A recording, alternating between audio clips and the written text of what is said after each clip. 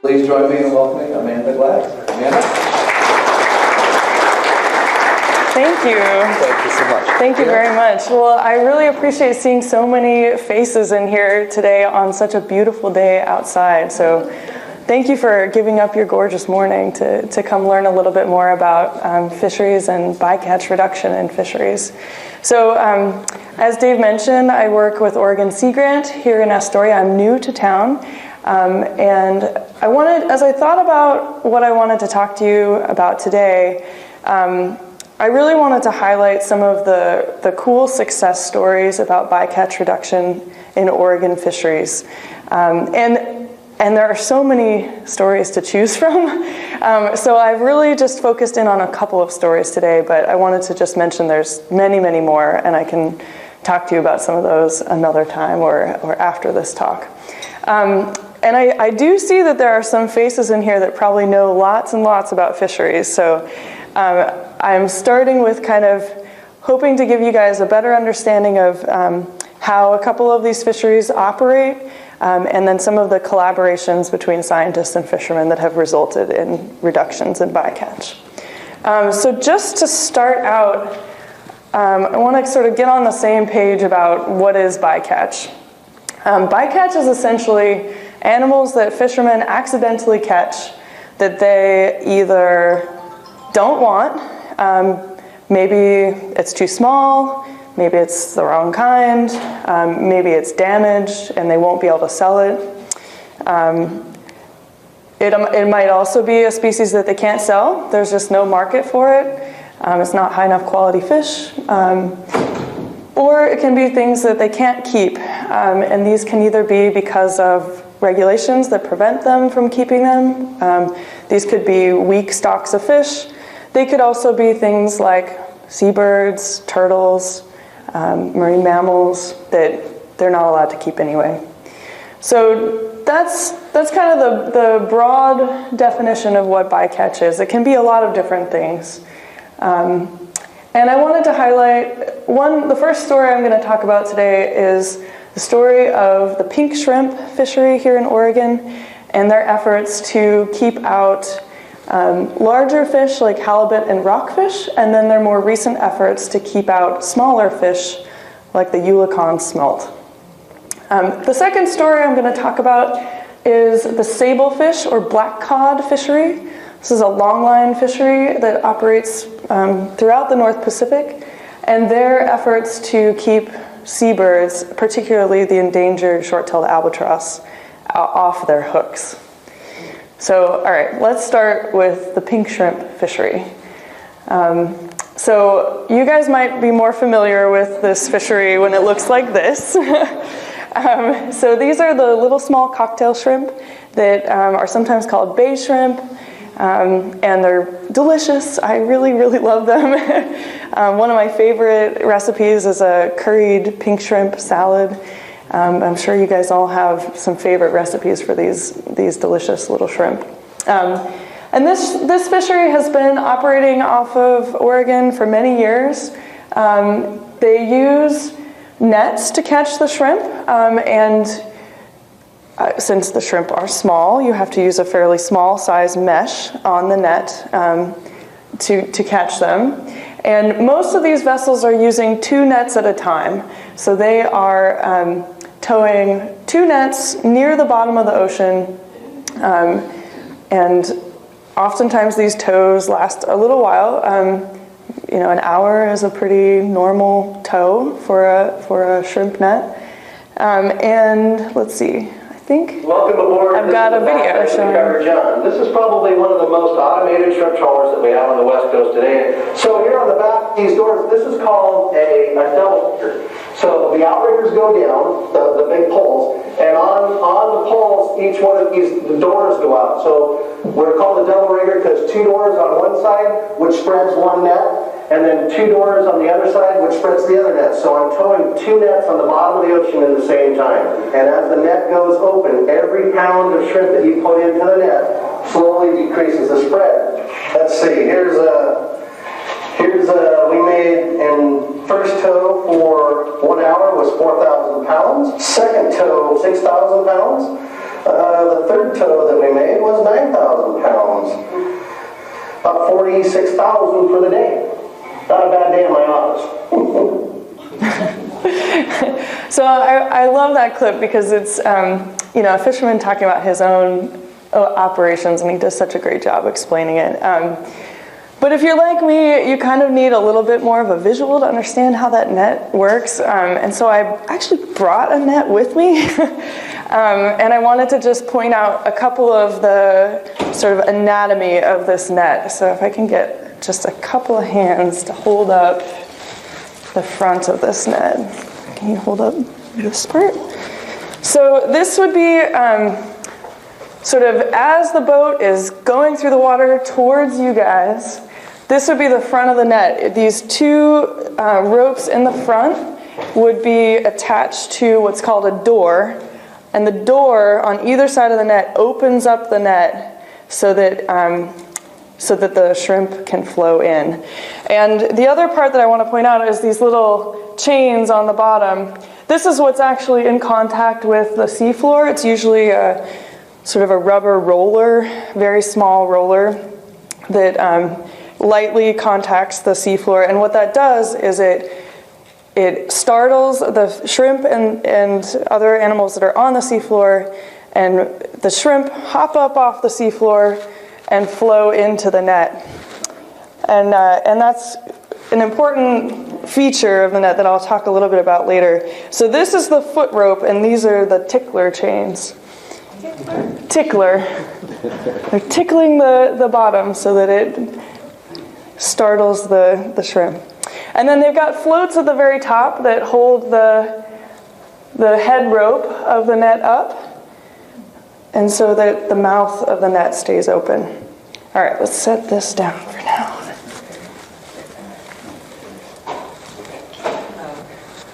Okay. So this fishery has, as I mentioned, this was just in case my video didn't work. So here's a few more pictures of how that fishing operation occurs. So that's unloading a haul of shrimp. So this fishery has been going in Oregon since the mid-50s, and you can see the landings are quite variable from year to year. Historically, the fishery was a mix of different species. So they were targeting shrimp, but prior to 2003, between 32 to 61% of the total catch consisted of other things. And that included things like hake, which is another important fishery here off the Oregon coast, things like rockfish and lingcod. So this was kind of an issue, right? I mean, these are fisheries that are important for other parts of the Oregon coast, to harvest. And so fishermen were working together with researchers to figure out a way to get these larger fish out of the shrimp catch. It also made it harder for them to process the shrimp because they had to sort out all of these bigger fish. And so what they developed was an excluder device. And I'm gonna go back to my net over here. Because what they figured out was that if they had essentially what looks like a grill near the back of the net, as the shrimp and other fish flowed into the net, it would bounce against this grill, and then the water pressure would push those larger fish up out of an opening in the top of the net. And the shrimp, because they don't swim as well, and they're smaller, they would just flow right through the grate. So the picture I'm showing here is on the left side, has no bycatch reduction device or rigid grate, and on the right side, it has a grate. So you can see I realize it's a little pixelated, but you can see kind of the other fish mixed in with the pink shrimp. And here you can see all of those larger fish have been excluded from the net. And here are just some videos of that bycatch reduction device, the rigid grate, in action. So those larger fish are flowing towards the back of the net and then just pop out the top. So that's a canary rock, I think a canary rockfish. And you can see it's doing pretty well. It's not beat up too badly. It's happy and swimming away. And here's an example of, here are a bunch of shrimp flowing into the net, so awesome, right? And then a halibut heading out. I think there's one more halibut that, yep, there it goes. So that just provides a nice visual of seeing how this works. It's using the flow of the water pressure as it's flowing into the net, and it's allowing these larger fish to just flow right out of the net and not get caught. So that was really great. It really changed the impact of the shrimp fishery, allowed them to fish much more selectively, so they weren't encountering some of these rarer, especially rockfish species in the early 2000s. And so these rigid grates were required in 2003. So we've got that nice, big shrimp year, and they were not having any impacts on those rarer species. So it went from 32 to 61% being non-shrimp biomass, down to, in 2005, when they studied it again, the total bycatch weight had been reduced to about 7.5% of the shrimp catch. So huge improvement, really, really great. And that resulted in that fishery being able to apply for and successfully get Marine Stewardship Council certification. And that's a third-party certification that looks at the sustainability of a fishery and determines, whether it can receive that seal of approval. And it's used as a marketing tool for the fishery. So they were able to get that certification at that time. But they weren't excluding all of the fish using these bycatch reduction devices, the rigid grates. And I want to introduce you to the Eulecon Smelt. This is a small fish. So shrimp are small, and these fish are small, and so it was a more difficult challenge to figure out how to exclude these smaller fish from a net that has small mesh and needs openings in that rigid grate to allow the small shrimp to go through. They did reduce the bycatch of these smaller fish using the rigid grates, but not enough, because the Eulecon Smelt, I want to actually just take a little detour, because Eulecon Smelt are really cool fish. So I got really interested in these as I was putting this talk together. So it's a small fish, considered a forage fish. Think like sardine or anchovy. But like salmon, it's anadromous. So it spends most of its life in the ocean, but comes to spawn in the rivers. And they spend most of their life sort of in the nearshore ocean, but can be out to 1,000 feet depth. They're endemic to the eastern North Pacific, and in the continental U.S., most of the Eulecon originate from the Columbia River. So we have really rich resources of Eulecon here. So Eulecon have been pretty important in the Columbia Basin historically. They're known as candlefish also, because the fat content in their bodies is so high that if you dry them, you can actually light them and burn them as candles. So they were used that way by Native Americans and then also the European settlers to Oregon. And I wanted to share this photo. This is a Eulecon rendering facility. So they're rendering down that oil as a food product. And this is from the Nass River in British Columbia in 1884. And Eulecon are also mentioned in Meriwether Lewis's journals, and he reported that he finds them best when cooked in Indian style, which is by roasting a number of them together on a wooden spit without any previous preparation whatever. They are so fat they require no additional sauce, and I think them superior to any fish I have ever tasted. So they've been a really important food source for a long time. Some scholars actually also argue that the word Oregon is derived from the word Eulecon, which, I don't know, there's probably many opinions on that. But they've also been important in more recent times as well. So this is a photo from the Sandy River in 1936, and it shows people fishing for Eulecon from the banks using these small nets. These little, kind of look like butterfly nets to me.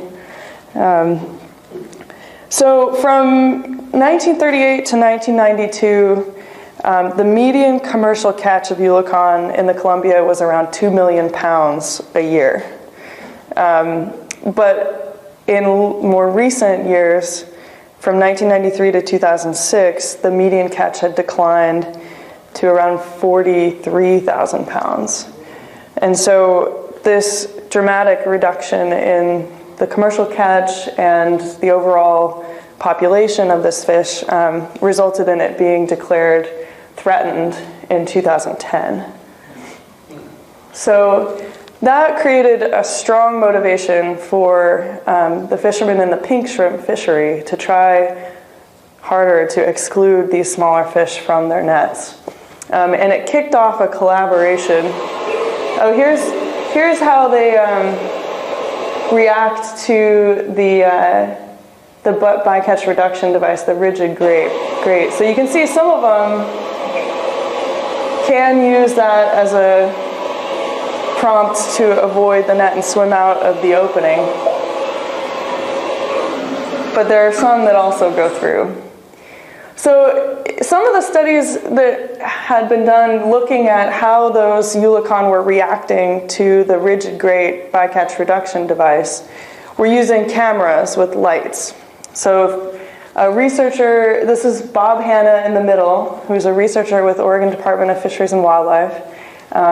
And then the crew of the Miss Yvonne, the skipper and crew of the Miss Yvonne are standing next to him. And they had been working together to try to understand how the Eulecon were interacting with that previous bycatch reduction device.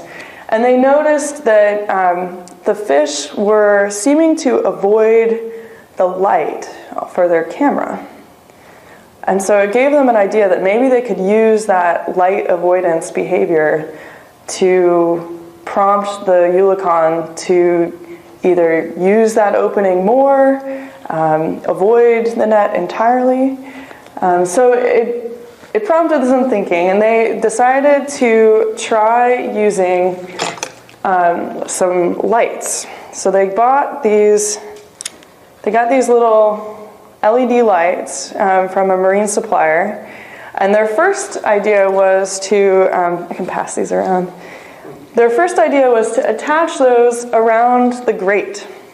So they were going to see if they could light up the grate so that the fish, the Eulecon, would then swim out the escape opening. Unfortunately, that didn't quite work the way they thought it would. So they went out to sea in the summer of 2014. And on their first 12 tows, they had lights around the grate. And the nice thing about shrimp trawlers is that they run 2 nets at a time, and so it's the perfect way to run a controlled experiment. So they could run the lights on one side and no treatment on the other side. And after 12 tows, they realized they had a problem because the lights actually doubled the Eulecon bycatch. So they kind of, sat at the dinner table and said, okay, what are we going to do for the rest of this cruise? We have this ship chartered for another, 10 days. What are we going to do? We can't keep doing this. And in that conversation amongst the fishermen and the researchers, they thought, well, okay, why don't we just try them somewhere else on the net? And so they tried them on the foot rope. They thought maybe the fish will see the front of the net and be able to avoid it. And that was just a eureka moment for them. They did one toe. So this is where they put them. So they had tried them on the grate, and then they tried them up here on the foot rope. So right above the bottom. And this is showing the side that didn't have the lights. And that's the side that had the lights on the foot rope. And this is a perfect example of something that's very much a win-win for both the conservation of the Eulecon bycatch, but also for the fishermen. Because fishermen are having to pick through and clean out anything that's not shrimp before they put it in their hold to take back to the fish processor. And this is showing the speed at which they can process a load that has the lights. And you can see they can move this conveyor belt pretty quickly. They're not really working that hard to pick out the fish. Here is a haul where they didn't have the lights. You can see that the conveyor belt is moving much slower. They've got 4 guys in there trying to get all of the bycatch out. So this is something that really makes a difference when they're trying to get to the next place that they want to set a haul or set their nets. And so this is the total amount that came out of the side that had the lights. That's it for several thousand pounds of shrimp. And just compare it to that. So not all of those are Eulecon, but it's a mix of other small fish, like other species of smelt and flatfish, and you can see. So just a dramatic difference. And this is a little bit from the rumor mill, but I've heard that at the end of the first day, they had finished 7 toes, and they had seen results like this. And the scientists are, excited. They're getting ready to, excited to do some more research and figure out if this is real pattern. And they're sitting eating dinner, and all of a sudden they realize the skipper of the vessel is steaming in towards land. They're like, "What's going on? We're not going in yet. What's happening?" And the principal investigator, the chief scientist, went up to the skipper and asked, "Where are we going?" He's like, "Oh, I had to get cell coverage so that I could call my wife and get her to buy as many of those lights as she can."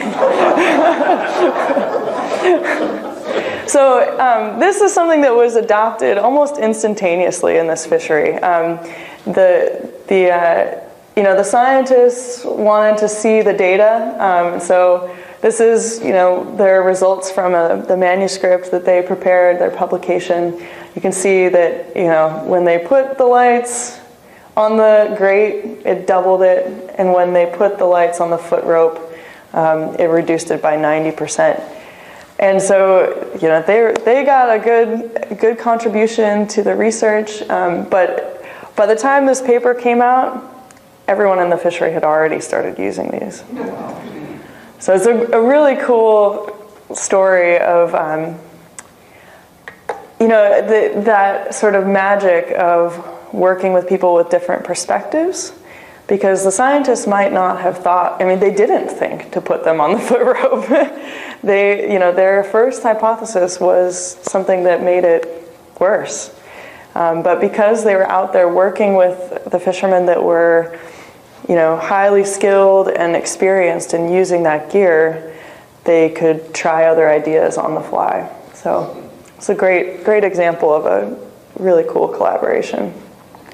We became one of the most And here's the story from their perspective. bycatch reduction and our constant innovation. So these are the nets that we use. This is one of the recent new developments, our lighted foot ropes.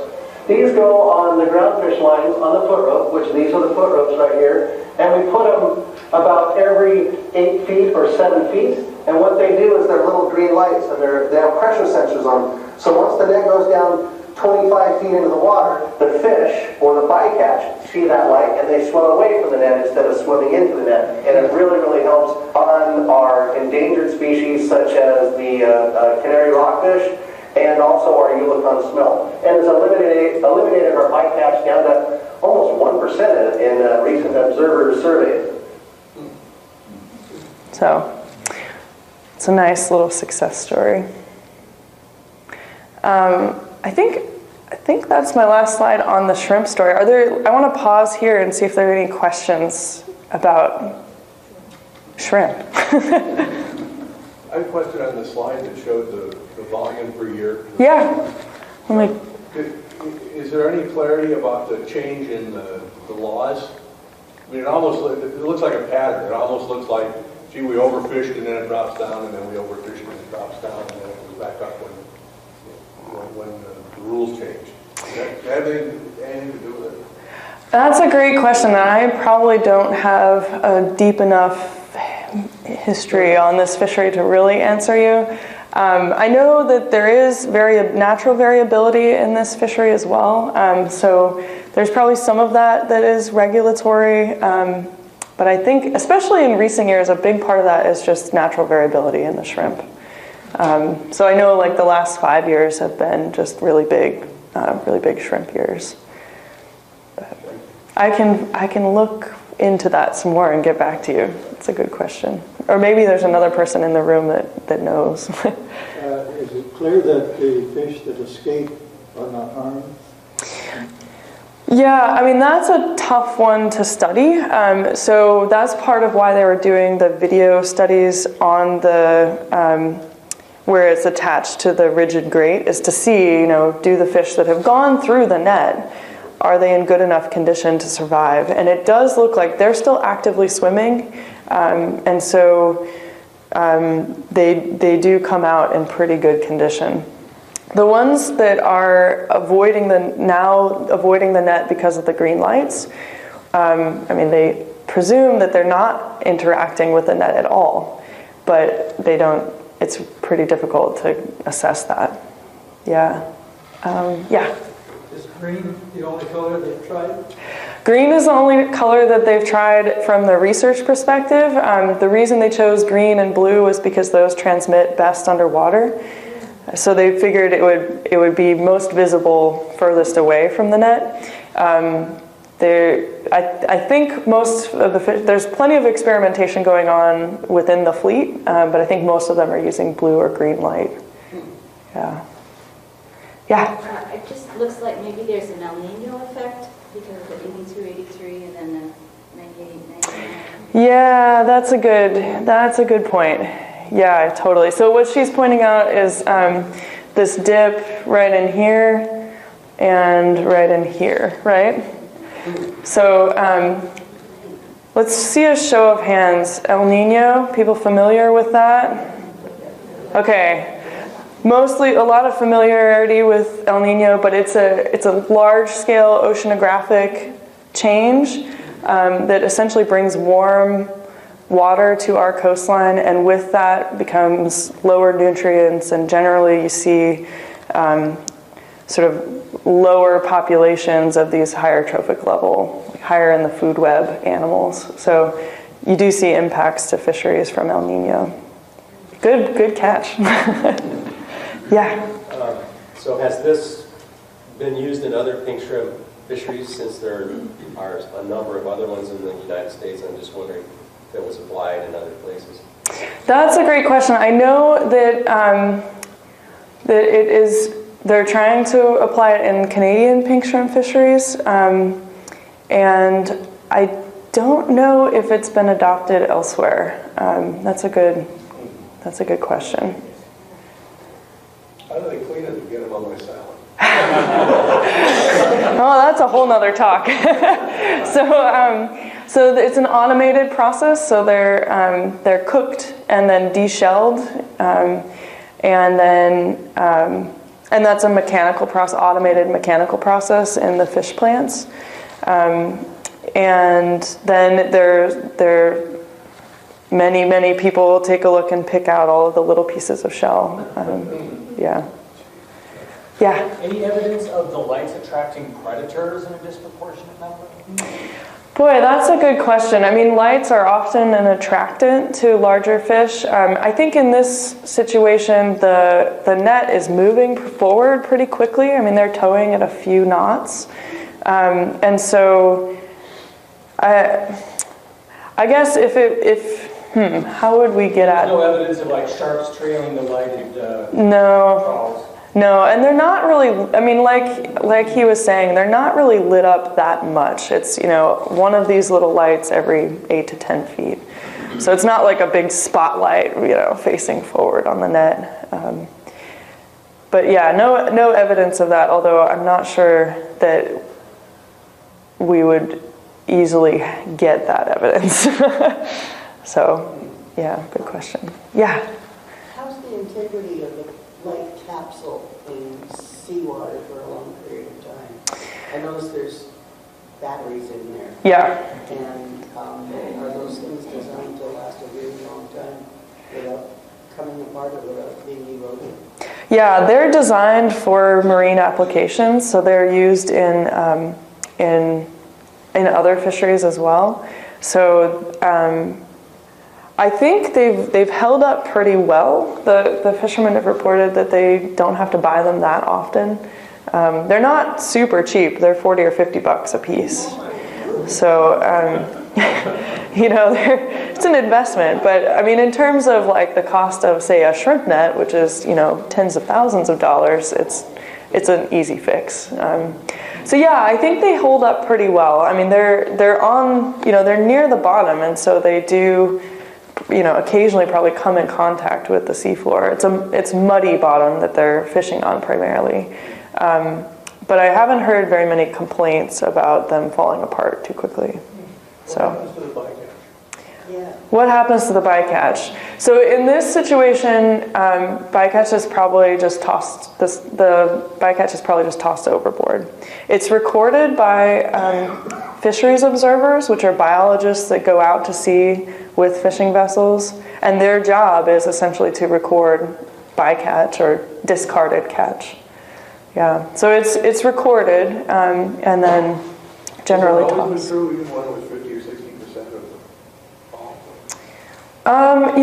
I'm not sure if I would assume actually when it was that high of a proportion that they were saving it and sorting the catch a little bit more. But I wasn't very involved at that era. Fair enough. Yeah. Okay. Part 2. All right, let's get back to where we were. Okay, so part 2 is the story of sablefish or black cod longline and their efforts to keep albatrosses off their hooks. And this is a story that I'm a little more familiar with because it's an area that I've worked in directly. So sablefish are, they're a deep sea fish. You've probably seen them. It's marketed mostly as black cod in this area, although much of it goes to the export market. These fish are found near the bottom and in depths between 300 feet to 3,000 feet. And most of the fishery occurs sort of at the shelf break, so where the water is going from 500 or 600 feet down to a couple thousand feet. They like that slope area. Unfortunately, albatrosses like that slope area also. These fish can grow up to 4 feet long and weigh close to 55 pounds. Most of the fish that are caught in the fishery are probably more in the 10 to 12 pound range or less. But they can live a really long time, and I didn't realize this until I was preparing for this talk, that the age record for a sablefish up in Alaska, not off the Oregon coast, is 94 years old. So they can live a really long time. How do they know? How do they know? Oh, this is a great question. All right, so most of the ways that they age fish are using their ear bones. So, or otoliths is the technical term for it. So they lay on a layer of bone to this ear bone every year. Actually every day, but you can't count them on the daily level as the fish gets older. And so, but you can see essentially the seasonality of when they were growing. So, they grow a lot in the summer, they don't grow as much in the winter, so it's lighter in the winter and darker in the summer. So like a tree ring, yeah. So that's how they come up with those age estimates. Cool fish, right? So they're caught using a method called longline. They're actually caught a couple of different ways, but the one I'm going to talk about today is longline.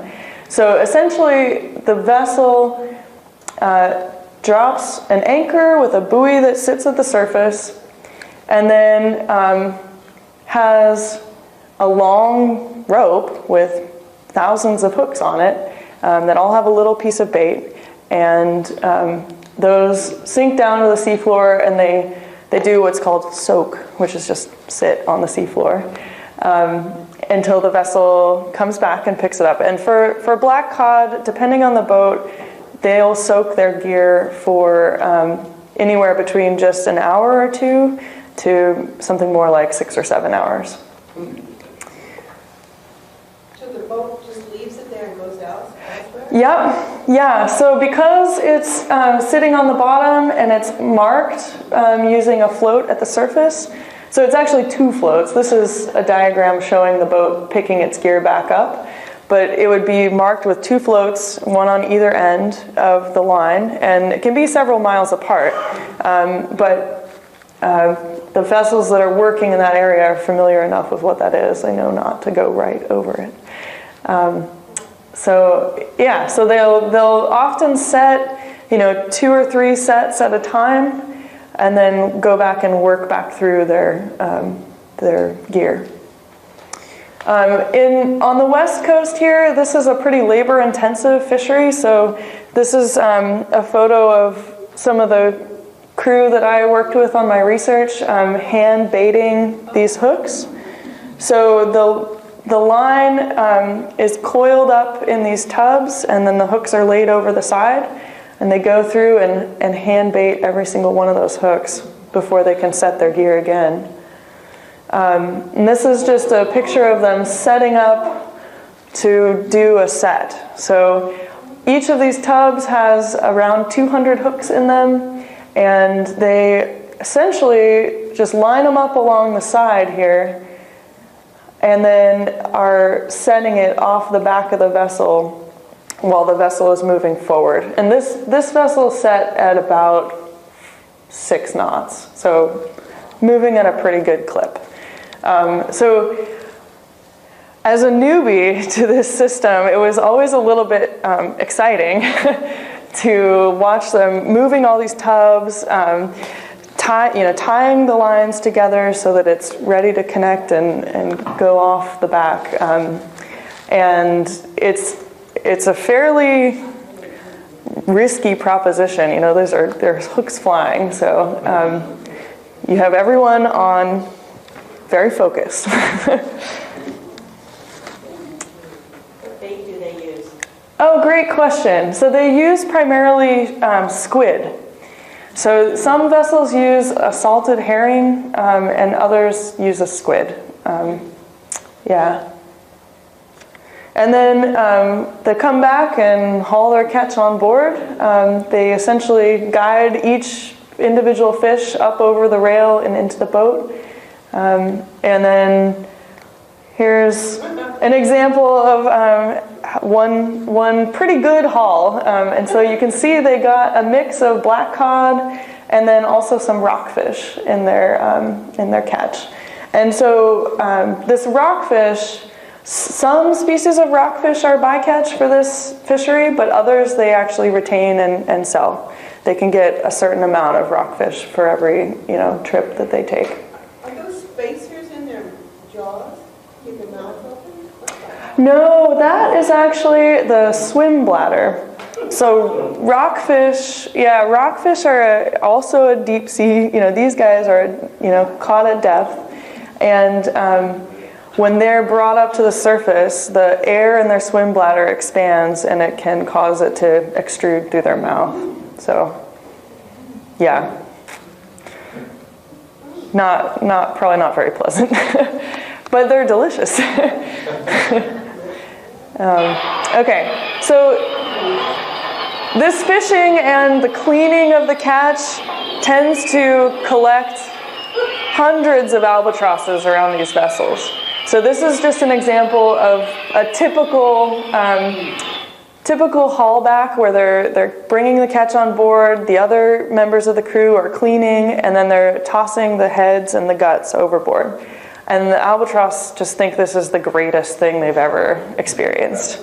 And so there's a lot of excitement. They tend to congregate around these vessels and wait for this easy meal. And what that results in is the fact that they're there means that they are also there when the boat goes to set back their gear, which has squid, which is one of albatross's favorite foods. And so they go after those baited hooks. And while most of the time it works out fine, and they either don't get the hook or they don't get caught on the hook, occasionally they do get hooked. And because that gear is sinking very quickly, that albatross goes down with the gear and usually is killed. So that's pretty bad for the albatrosses, obviously, but it's also pretty bad for the fishermen too, because each one of those baits that the birds are stealing off the hook is a fish that fisherman isn't catching. So most fishermen actually work pretty hard to avoid the birds. You see them running to a different area if it's too many birds around, or fishing at different times of day. But there's many times when they can't avoid being around birds. So this is problematic, particularly for the sablefish fishery, because the habitat that they're fishing for sablefish overlaps pretty directly with prime albatross habitat. So this is showing sorry for the smallness of this figure, but this is showing in the dark blue where the highest overlap of the sablefish longline fishery and black-footed albatrosses. And then along that are sightings of this endangered short-tailed albatross shown in these green dots. And really, they're right on top of each other. So this is similar to the Eulecon. The concern here is that we have an albatross in the North Pacific that is extremely rare and is listed on the Endangered Species Act. And so it comes with a lot of protections. So these short-tailed albatrosses, this is a photograph of two probably 5 or 6-year-old birds. They're a really, I want to take a little detour again, because albatrosses are really amazing. These used to be the most numerous albatrosses in the North Pacific. So there were, they don't know exactly how many there were, but there's evidence of them, remains of short-tailed albatrosses in the middens in the Aleutians and along the Alaskan coastline, suggesting that they were a food source for the Native American people there. So they've been an important part of the North Pacific ecosystem for a long time. They take a really long time to reach maturity. So these birds can live up to 50 to 60 years. And it takes them about 10 to 12 years to reach their final mature plumage. They might begin breeding at 5 or 6 years old when they look more like this bird. But they spend the first few years in their juvenile plumage wandering the North Pacific.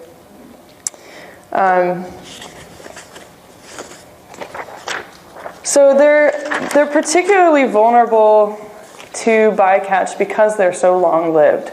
So for every adult that's taken out of the population, that can have a fairly significant impact on their overall population. So these their survival from year to year is over 90%. So, you know, an adult flying around the North Pacific has a 90% chance of still flying around the next year. So any change in that can really have a major impact. Their populations didn't become threatened because of bycatch. They were actually harvested on their breeding colony in Japan by feather hunters. So there was a commercial feather harvesting operation on their main breeding colony from 1887 to 1933. And the feathers were used in all sorts of products, pillows and quilts and ladies' hats. And up to 300 people were living on the island harvesting these birds at any one time. And they figured out that based on the records of the amounts of feathers that were exported from that island, that they think that at least 5 million albatrosses were harvested there by 1907. So they used to be quite numerous, but no longer. So these birds were harvested, and their numbers dwindled so low that actually in the late 40s they were thought to be extinct.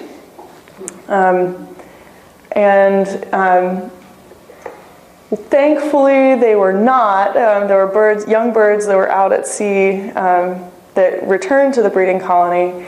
But their breeding colony is also an active volcano. So in addition to kind of the other threats that they're facing, they have also this uncertainty in the place where the majority of them breed. So the danger, I think I mentioned that the risk to them has to do with when the vessel is setting their gear. And so albatrosses really don't dive very well. They can only dive to a couple meters depth. And so the prime strategy for reducing bycatch of seabirds is to keep birds out of this area where that gear is sinking. One of the main strategies that we've used is to use these bird scaring lines, or Tory lines. It uses essentially the same strategy as like a scarecrow, or like those little shiny pieces of mylar that you see in orchards. It's just movement and something that keeps the birds out of an area. And so it's a line that's attached to the top of a high point on the vessel. This is like the back of a fishing vessel. And then allowed to drag behind, and they use a float or a buoy to create drag. And that just pulls on the line and it lifts it up. And then these bright orange sort of rubber tubing is hung at regular intervals behind, and it just creates a fence. So the boats generally use 2 of them, one on either side of where they're setting the gear, and it just creates a fence on either side to protect it. It works. It works really well. So they piloted this strategy. So fishermen had been using this in Japan. That's why it's got the name Tory line. It's bird line. Fishermen had been using some version of this in Japan for many, many years. And then in Alaska, they piloted this paired bird scaring line strategy.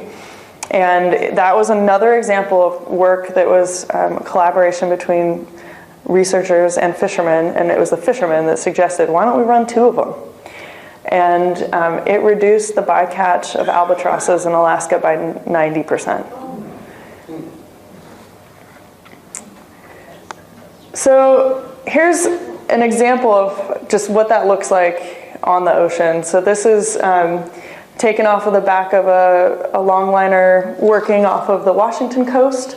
And there weren't that many birds that day, but you can see the albatrosses flying above and behind, and they would really like to get in there, and you do see them landing on the water, but it's back far enough that they can't dive down to get the baited hooks.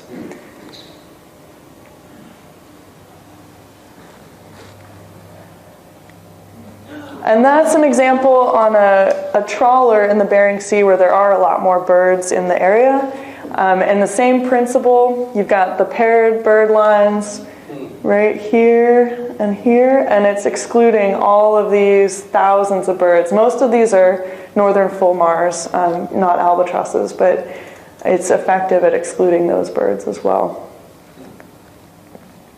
But here on the West Coast, we have slightly different fishing gear than what's used in Alaska. So we have vessels that are using long lines that are just weighted, and that's very similar to what they use in Alaska. But you also have a set of vessels that are using a combination of weights and floats because they want their gear just slightly off the bottom. And the reason for that is that we have a lot of essentially scavengers on the bottom of of the area where they're fishing. So things like hagfish and small amphipods that can both eat their bait more quickly so it doesn't attract the black cod, and then also it can degrade the catch of the black cod that they have caught. So they piloted this, they developed it down in the Fort Bragg area of California, and it sort of has spread along the West Coast. These are kind of what the floats look like. Some people are using glass floats in combination with sort of small weights. Most people are using these plastic floats. And so what we needed to find out was whether the bird scaring lines would work for this different type of long line. And what we thought would happen is that the line would sort of have this varied sinking rate, so that sometimes parts of the line would be up in this bird access zone further behind the vessel. And so we went out and tested that using small pressure sensors that we put on the gear in different spots. And essentially we did find that the floated long line, parts of it were at the surface where the birds could get it more than twice as far astern as the non-floated long line. So much further astern that there was no way a bird line was going to protect it. So we went back to the fishermen, and some of them had been talking to us about how they were avoiding birds, and many of them reported that the way they kept the birds off of their gear, because they fished with floated longline, was to just fish at night. Don't set their gear until the middle of the night when the birds can't see as well and can't find the baits.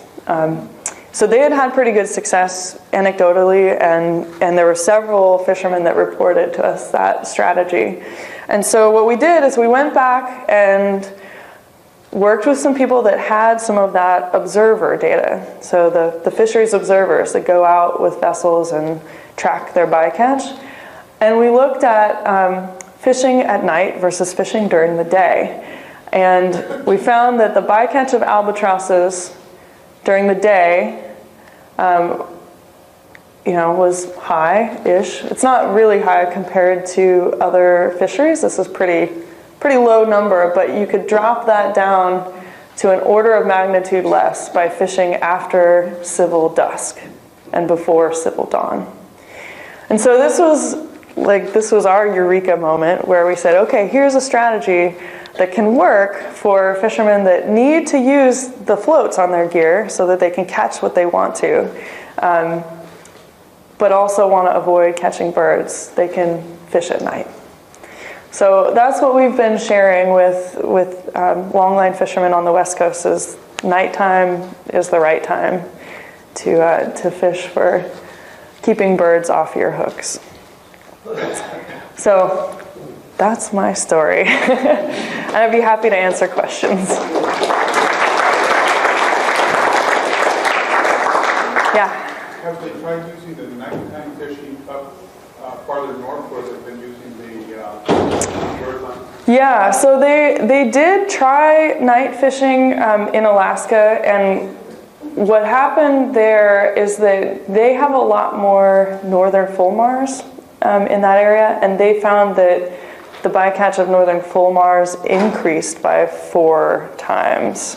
And so night fishing wasn't encouraged as a strategy in Alaska because of that offset. And that's certainly something that is a concern down here as well. We don't have northern fulmars as frequently. We have them, but not in the numbers that they do in Alaska.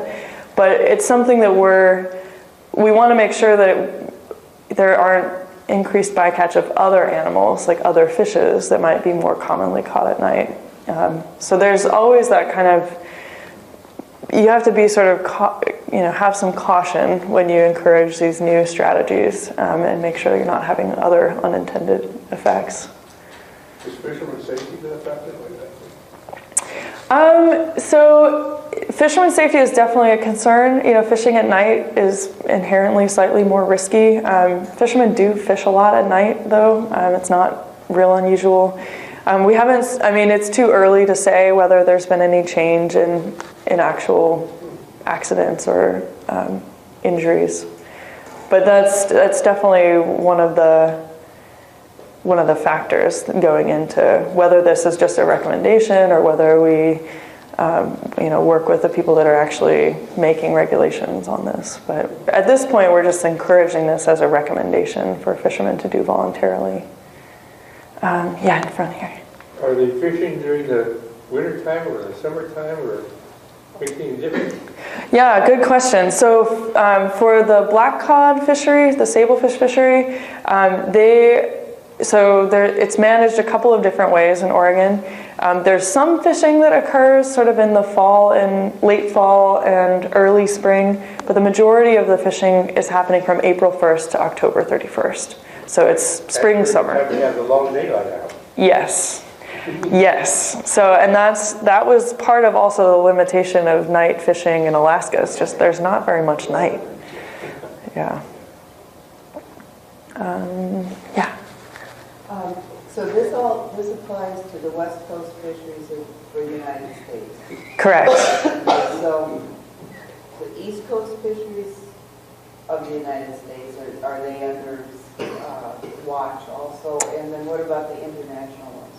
Yeah, great question. So, the East, I'll answer the East Coast fisheries first. So, all of the federally managed fisheries in the U.S., so that's, primarily the stuff that's offshore, is managed under the National Oceanic and Atmospheric Administration. And the law that applies to that is the Magnuson-Stevens Act.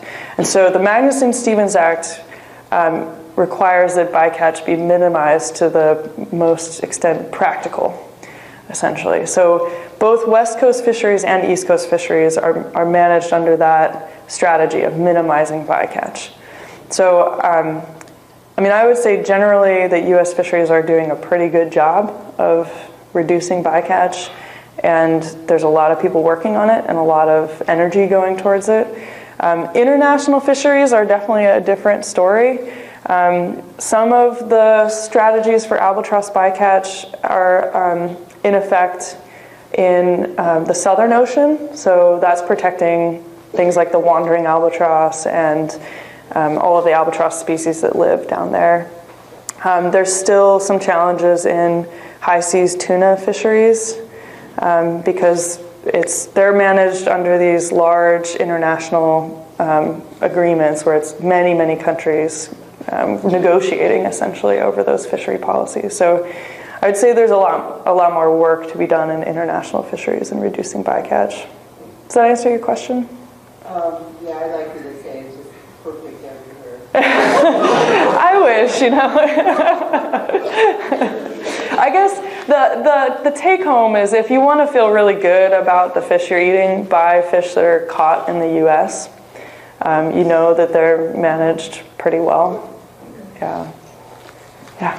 So you talked about albatross, but there are a lot of diving birds that can go really deep, gannets, boobies, cormorants, all that sort of thing. But offshore birds like gannets, is that a problem? Is that like, will they chase the bait down into the deeper water? Yeah, so that's a really good question. There are birds that can dive a lot better than albatrosses. On the west coast, it's primarily shearwaters, like sooty shearwater and pink-footed shearwater.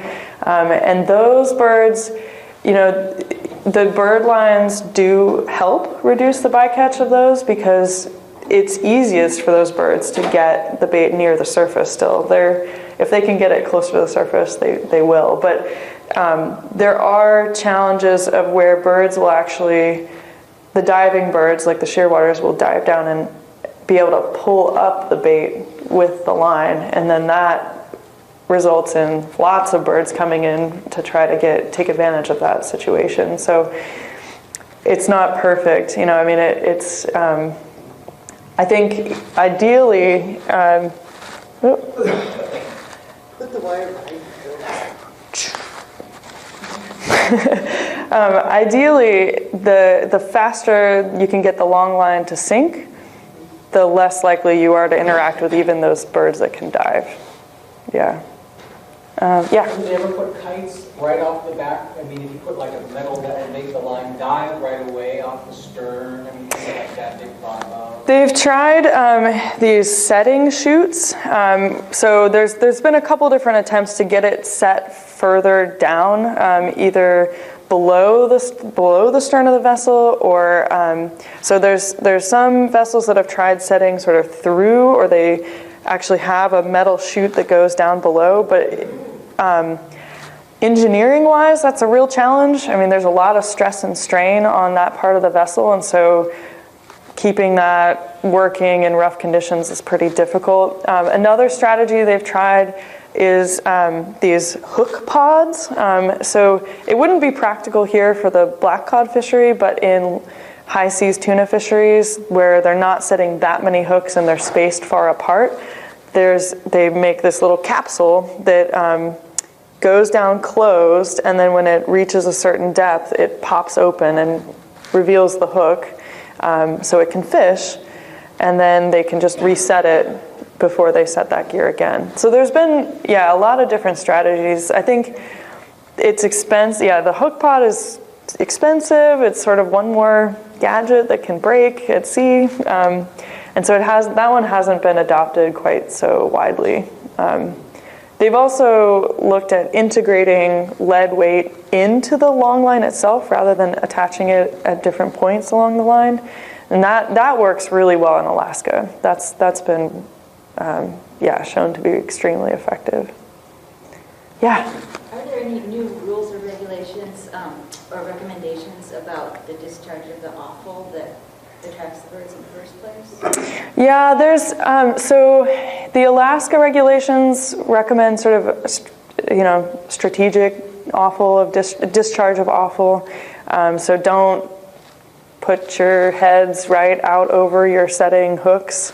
They recommend, don't discharge while you're setting so that you're not attracting more birds. So there haven't been any recommendations preventing discharge of offal. In many ways, that's just not practical for these boats, for the amount of fish they're trying to bring on board. They just don't have space to hold on to the heads and guts. On the West Coast, I think there's no regulatory guidelines around offal discharge besides just like the standard ones that are sort of water quality based. I know some of the larger vessels have to actually mince their offal, so they have to cut it into pieces that are no bigger than a 1/4 inch or 1/2 inch, I think. And that actually, I think, can increase the amount of birds that come in. So, but that recommendation comes from sort of a water quality. It's an EPA guidance. So I think the short answer is there's the recommended best practice of like put it overboard, not at the same time as you're setting, but nothing really set in regulations. Okay, I think we better Wonderful. cut it off. Thank you so much. Thank you.